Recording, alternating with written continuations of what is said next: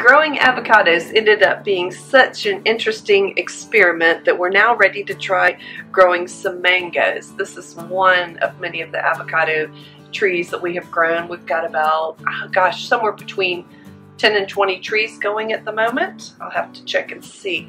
Look at the roots. Isn't that amazing? So I looked up what to do with mango seeds because I've got several mangoes and several mango seeds, probably about 12 of these. And here's what you do. So after you've cleaned the mango or taken all the mango off of the seed, then you're going to take the seed and with a real nice stiff brush, and this one's real stiff, you're going to scrape all of the pulp off of the seed.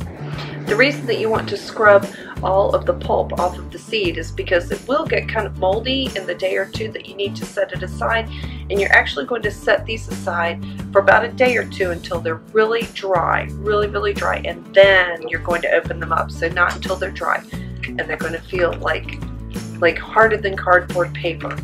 And then I'm gonna cut them open. I cut them kind of on the side where it was a little bit sprouting out already. I went from that angle. You can see here where I cut this one off. I've saved these because they're so strange. They look like something that a bug would come out of. Every one of them is slightly different, but you are going to let them dry for about 2 days and then cut them open.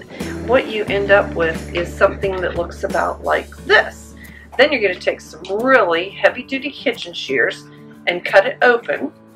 And when you cut it open, and you kind of have to break them open like that, when you cut it open, you're going to end up with a seed. I'll show you what those look like. No two of them looks alike. This is what you end up with.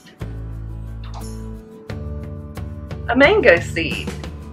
Any of the, just like with the avocados, any of this outer bit that's a little bit papery, you go ahead and clean it off. I know a lot of times it kind of looks like opening up oysters. A lot of times there's some papery bits left in the husk. But you're going to open this up, and then this is an interesting one. When I took it out of the husk, it already has a little bit of a tail here, and there's a little bit growing right there, and the papery part is about to come off. Actually, it looks like that's not a growing part, but this is probably a part that's growing, so I'm just going to take some of the papery husk off so that it's ready to grow.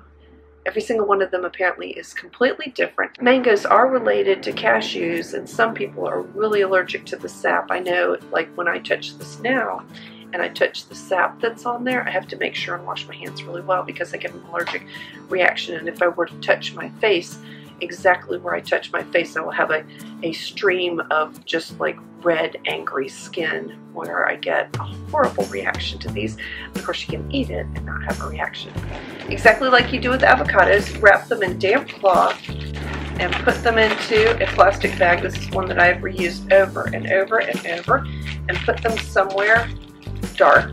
The reason that you wrap them each individually is so that when they start growing their roots, that the roots don't all get intertwined with each. So I've got each wrapped individually, and some recyclable kind of paper towel in here that'll end up in the compost pile when I'm done with it. And these are ready to sit around and wait for a couple weeks and see what sprouts. They're going to sprout out just like the avocado seeds do, and you'll have a mango tree. But the really strange thing is when they sprout out, apparently you might get 2 or 3 bits that are coming off of them. Like I think I see a little bit right there already coming off, but you don't know exactly which part is meant to be the roots and which part is meant to be the leaves that go down.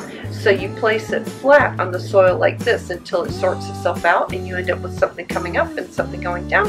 And then you can cover this with a little bit of soil and continue on with growing it. So I can't wait to show you the next stage. I think this is going to could take a couple weeks, might take a little bit of time before it's actually ready to start growing. So to be continued.